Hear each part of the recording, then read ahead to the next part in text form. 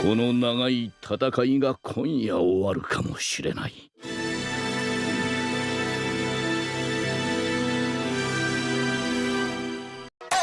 За та хэд үзв ээ. Өчигдрөөс буюу 9 сарын 12-наас эхлээд албан ёсоор Монголд чөтгөрийн ангуучийн заргуу цайз партныг Аказагийн эргийн эрэлт кино театруудаар гарч ирсэн. Би бас үзлээ. Яаж дутах вэ? Энэ бичлэг дээр киногоо хараахан үзээгүй байгаа хүмүүст спойл болох зүйл олон ярих учраас үзээгүй бол эхлээд үзчихэд буцаад ороод ирээрэй. Хүн суугийг маань дэмжиж subscribe хийж хонхоо дараарай. Шууд сэтгэл рүүгээ орцгоё. Юуны өмнө зураглал бол мэдээж өөлөх юмгүй гоё байлаа. Юмс эвдэрч байгаа зураглал ус, тоос, зэрэг тэр зураглууд нь яг л бодит юм шиг янзын харагдаж илээ. Дээр нэмээд арын дуу ай бол бүр гоё байсан. Огшоох үедээ огшоогоод, гонёглуулах үедээ гонёглуулаад бас л янзын байна лээ. Кино маань 2 цаг 30 минутын урттай болохоор жоохон бий чилсэн, гэхдээ огт уйдсангүй. Одоо харин гол тулаандууд руу орцгоё. Мэдээж ихний хэсэг Домогийн эсрэг Кочо Шинобу. Манга уншаагүй байсан бол бүх зүйл нь шинэ тулаан. Гэхдээ манга уншсан надад ч гэсэн маш шинэлэг юм зөндөө байлаа.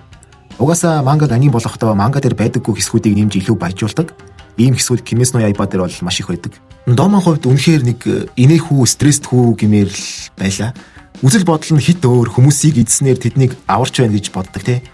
Дээр нь Шинобугаас хав илүү байгаагаа илтгэсэн огт жинхэнэ хүчээ гаргахгүй байгаа байдал нь маш зөвөн байсан. Цус чөтгөрийн урлагаа хэрэгэлсэн ч гэлээ энэ удаад хэрэгэлсэн Домогийн жинхэнэ чадрын нэг 10-аас 20% орчим юм уу та тий. Харин Шинобугийн хувьд өдийг хүртэл бид нар шавжны амьсгал Чоно Май 5 мөрөөс өөр хэлбэрийг харж байгаагүй. Гэхдээ энэ тулаан дээр бүх хэлбэрүүдийг нь харлаа. Шавжны амьсгалын зураглал нь миний хувьд үнэхээр гоё онцлог байж чадсан. Учир нь бусад амьсгал чинь гал, ус, аянга гээд байгалийн элементийг дүрсэлсэн юм олон байдаг штэ. Харин Шинобугийн хувьд болохоор шавжнуудын эффект гарч ирээд амар зөвөн байсан. Тэгээд бүх аргууд нь ямар гоё хурдан үзэсгэлэнтэй харагддсан юм бэ. Домо хүртэл миний тулдаж байсан хашираа дундаас хамгийн хурдан гэж хэлдэг. Хэрвээ толгойг минь тасдах хүч байсан бол намайг ялах байсан ч үж магадгүй гэдэг штэ бүр. Гэхдээ Шинобу 151 см өндөртэй 37 кг жинтэй учраас чөтгөрийн толгойг чөтгөрийн хамгийн хатуу хэсэг болох толгойг тасдахад биеийн хүч нь хүрэхгүй. Шинобугийн шавжны амьсгалын бүх хэлбэрүүд маш гоё байсан. Гэхдээ хамгийн сүүлд хавирга нь хугараад уушин зүсэгдээд тус өнтер орцсон байхдаа ер нь босгоч боломжгүй нөхцлөөс хийдэг Мушино Кокю Гоку но Май Хякузоку Жабара гэд тэр техник нь хамгийн кул байсан. Бас Шинобуг хороо яаж сэлмэндээ шингээдэг нууц нь сэлмийн хуйнда байдгийг бас мэдсэн баг те.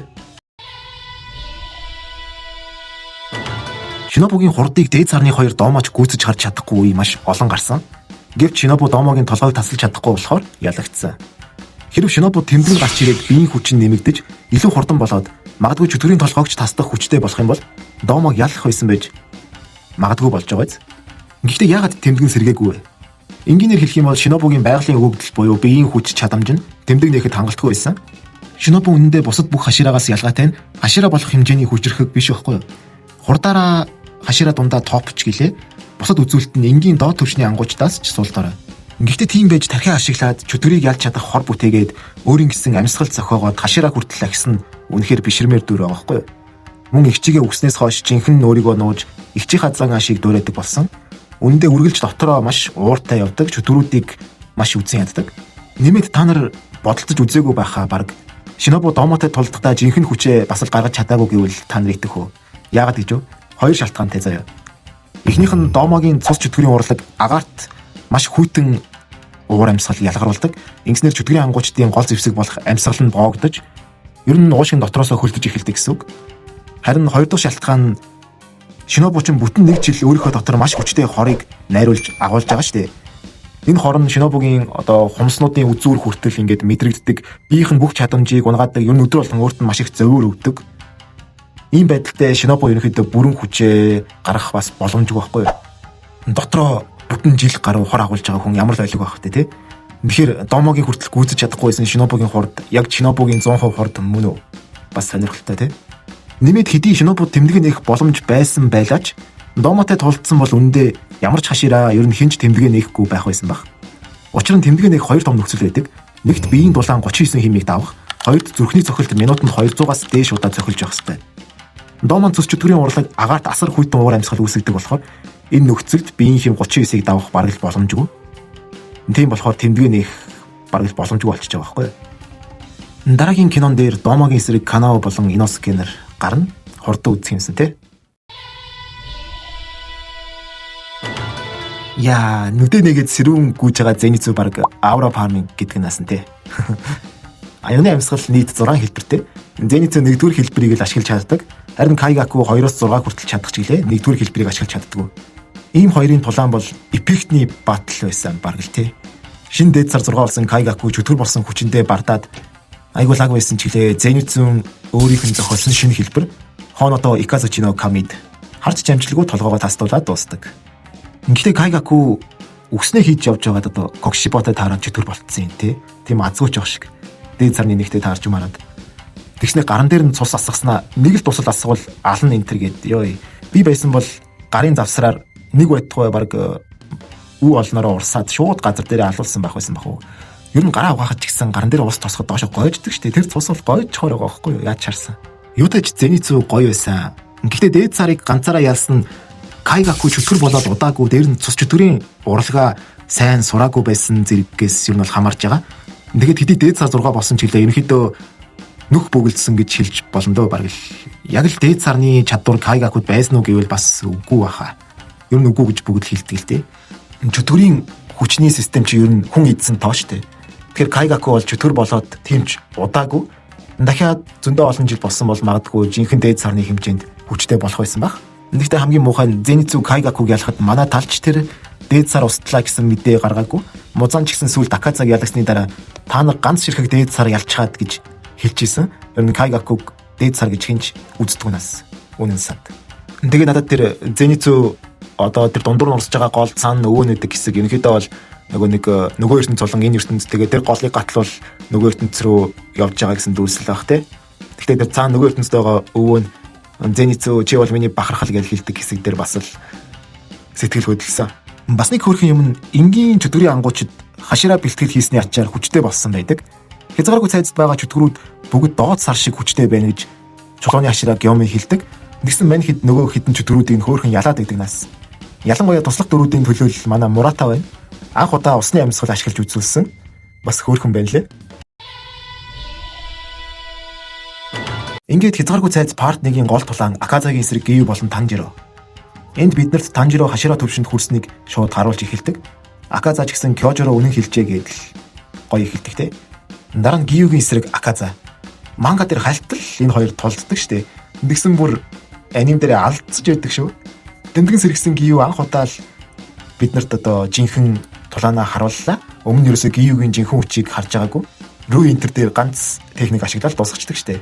Тэмдгэн сэргсэн Giyu хэдий хүчтэй байсан ч гэлээ Akazад хангалтгүй байсан. Энд гэхдээ Akaza би ярих дуртай нэр чинь хэмбэ гэсэн чинь Giyu би ярих дургу наттай битгий яар интер гээл хөөхөнтэй. Энэ дэр бас үзэгчд айгүй их нөгөө мим интер хийцэн байсан штэ. Чиний нэр хэмбэгийн зураг мөргөн дээр сольж малцсан. Нэгсэн чинь Tanjiro Giyu-сан гэд орлоод нэр нь хэлээд өгчдөг нас те. За тэгээд гол дүрийн Kakusei буюу өсөн дэвжилт. Akazaгийн цус чөтгөрийн арга дайсны дайралт хаанаас ирсэн, хаанаас ирэх гэж байгааг ер нь алах хүслээр нь мэдэрдэг. Маш хүчтэй арга байсан. Дээр нь сүрт хийсэн дайралт нь Giyuгийн 11-р хэлбэр Nagi гарч бүрэн хааж чадахгүй. Ингивч энэ үе Tanjiro Kitauro Sekai буюу нэвт харагдах ертөнцийг харж чаддаг болсноор Akazaгийн толгойг тасдаж чаддаг. Гэхдээ ани болоод илүү мэдэрсэн юм нь Akaza ялчгүй аимшигтэй хүчтэй юм байна лээ. Бодоод үзвэл нэвт харах ертөнцийг ашиглаж чадахгүй бол Akazaгийн толгойг авах баг маш хэцүү, баг боломжгүй шахах юм байгаа тохиолдсон. Тэгээд толгойг нь нарийн гэж тасцсан ч өгөхгүй боддоо. Үнэхээр л өөрийгөө алаагүй өнгөрснөө санаагүй байсан бол Giyu Tanjiro хоёр бат ялагдах байсан баг. Толгойг нь тасцсан ч өгөхгүй Akaza бол бас л алдаатай байна лээ. Үргэлжлээд манга дээрээс аль хэдийн мэдэж байсан ч гэлээ Akazaгийн өнгөрсөн түүх бол ялчгүй гонигтай байсан. Тэгээд энэ тулаан дээр ялчгүй дурдах юм бол Akazaгийн BGM арын дуун ер нь миний Demon Slayer дээрээс хамгийн дуртай арын дуу хаа. Өнөн гой сонсогдд юм аа. Тэгээд та нар анзаарсан бол Akazaгийн хүн байх үеийнх нь хос гэх юм уу хайртай охин Koyuki-ийн энэ үсний зүйлт нь Akazaгийн цус чөтгөрийн аргаар хэрэглэхдээ доор нь гаргадаг хийтэй адилхан байгааз. Бас нэг тийм гоё гонигтай юм шиг, романс юм шиг гоё байгааз. Хэдий Koyuki-г санахгүй ой санамжинд байхгүй ч гэсэн цус чөтгөрийн аргаар нь ингээд далд ухамсаар нь дамжаад ингээд гарч ирдэг байсан гэх юм уу та. Ер нь Akazaгийн толгойг тасалсан ч өгөхгүй байгаа шалтгаан нь музааны цус маш их холилдсон гэдгээс гадна ялах хүсэл тулаанч зан маш их нөлөөлж байгаа. Би ингээд ялагдаж болохгүй ишөө илүү хүчтэй болж чадна гэсэн бодол нь ерөөдөө толгой нь сул тал биш болгоод байгаа байхгүй. Нэрээ бас Танжирог араас нь чимээгүй толгойг нь авах боломж байсан ч орилоод би одооноос чиний толгойг завчин Акаса гэж орилдог штэ. Энэ үед хүмүүс их бухимдаад байсан. Өста тэнэг мэнэг кринж энтер гэл. Үүний дараа Акаса 2-3 удаа ч хэлдэг байхгүй юу? Боддог ч юм уу? Танжиро их зөөдөөс нь гайхалтай довтлсон. Шударга ялсан гэд ялагдлаа бүрэн хүлээн зөвшөөрч чаддаг. Хэрвээ Танжиро ардаас нь дайрч майраад одоо Акаса гиндүүлж ялсан бол магадгүй Акаса яг тийм шударгаар тулаан шиг ялсан гэж бодох байсан болов уу гэж бас би бодоод байгаа. Тэгэхээр магадгүй Танжиро эхлээд дуудаад дараа нь урдаас нь бүр ингээд яг л тулаан шиг араас нь довтлгүй дайрсан болохоор Акаса ингээд өөрийн 100% ялагдал гэж хүлээн зөвшөөрөөд нөхөн сэргэлтэд зогсооход нь бас нэлээд түлхэц болсон байх. Би ингэж бодоод байгаа маа. Гэхдээ надад бол ялцчгүй инээдтэй хэсэг байсан тэр орилдог. Эцэст нь Домо болон Кокшибо хоёр сүрийг үзүүлээд л кино маань дуусах шивдээ. Бас нэрэ шинэ удирдагч Кирия Убуяшки гарсан. Хязгааргүй цайзын зургийг гаргах гэдэл тэр олон цаасан дээр схем зурагд зураад бас л амар байлаа шүү. Аргагүй л тэгээд Убуяшки гэр бүлийн залгамжлагч. Ингэхдээ ядж хахад сүүлд Накиме хязгааргүй цайзыг бүр илүү төвөгтэй болгоод тэлээд тэгсэн ч гэсэн бууж өгөлгүй кул байсан. Хэрээнүүд бас айгүй том ажил гүйцэтгэж байна лээ. Дундуур нь мэдээ зөөгөөд. Хэрэг гэснээс сүүлд танхимын ард хэсгээс хэрээний дуу гарахад эхлээд бүр гайхсан гэж байна. Ямар балайн одоо хойно орилоод оноо гэж бодсон чинь тэр хэрэг дуурч исэн байлээ. Би урдуур суусан болохоор тэгж амар сонсогдсон юм болов. Та нар сонссноо? За тэгэхэд ярих юм зөндөө байгаа ч гэсэн ерөнхийдөө нэг иймэрхүү. Та нар бас үдсэн бол сэтгэлдээ үлдээгээрэй. Тэгээд донешн явуулсан хүмүүсийнхаа асуултанд хариулах бичлэг маань үзэгчдийн хүсэлтээр part 3 маань гэх юм уу? Ер нь одохгүй орно. Гэхдээ тэрний өмнө нэг бичлэг орж магадгүй. Дээр нь бас та нарт ярьж өгөх айгүй гоё аним сансаа би толгойд орж ирсэн. Тэрийг нэг завандаа ярина. Тэгээд бас tier list бичлэгийнхээ part 2-ыг бас хэзээ нэгэн цагт оруулна да. Гоё tier list бас бодсон байгаа. Нэг оруулна.